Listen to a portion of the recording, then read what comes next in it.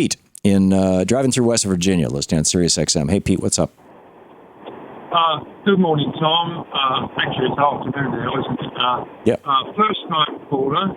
I've been listening to you since their America days. Well, thank you. I wanted to say something in defense of Joe Biden's 2005 bill concerning financial institutions. He was a senator for the smallest state in the union, and I think he felt an obligation to protect his state's economic base. Yeah, the largest industry in his state was banking, and Joe Biden proposed legislation and voted with the banks. I understand that. I think that was legitimate given the circumstances of him being a senator from Delaware. Right.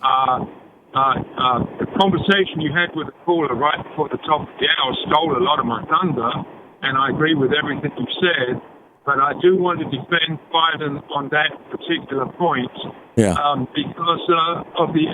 it would cause an economic collapse in the state of Delaware.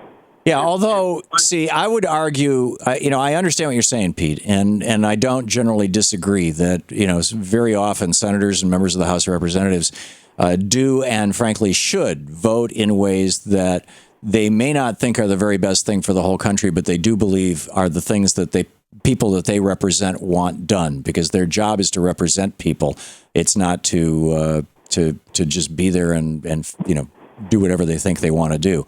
Arguably, this is the constant tension between your own conscience and what you believe, or this should be the tension between your own conscience and what you believe and what the people explicitly have told you that they want. Now, the problem is that there's a third variable in there. You've got a lot of Democrats and even Republicans who know that more than 70% of the American people want Social Security, for example. Yeah, I'm here, Pete. Can you hear me? Pete, can you hear me? Yeah. Okay. Pete, thank you for the call. I'll finish this thought and then we'll pick up another caller. You've got a lot of Republicans out there and some Democrats who know that the majority of people want Social Security expanded. They want the cap raised so that billionaires are paying the same percentage of their income into Social Security that you and I are, and it's a no-brainer fix. It could be done with a 6-line piece of one-page piece of legislation. The Republicans know, the majority of Republicans want this done. And everybody knows, and all the Democrats know, but there are still people who will vote to cut Social Security. In fact, the president even put it on the table, with his changed CPI.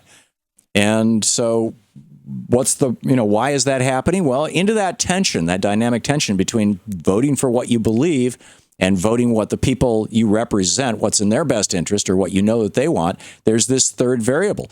And that is, what does the money want? And where's the money coming from?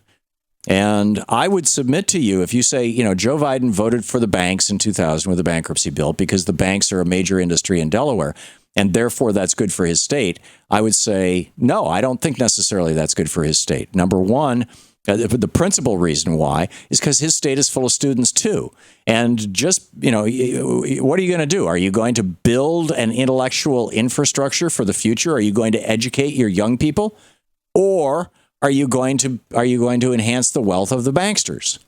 And, frankly, I would vote for educating the young people.